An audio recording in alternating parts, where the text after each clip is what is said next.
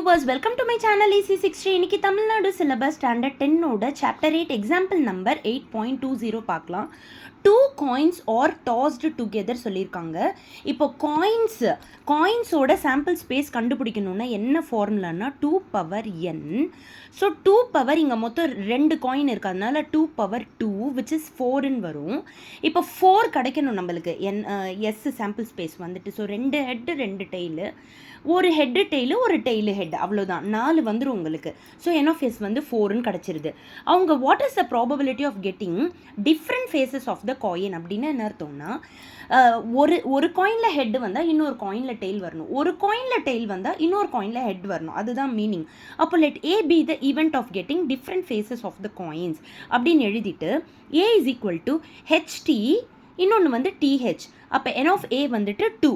P of A ஓட formula என்னது? N of A by N of S. So 2/4 ரெண்டுமே 2 டேபிள்ஸில் cancel பண்ணிட்டீங்க அப்படின்னா 1/2 தான் இந்த சம்முடைய ஆன்சர். Thank you viewers.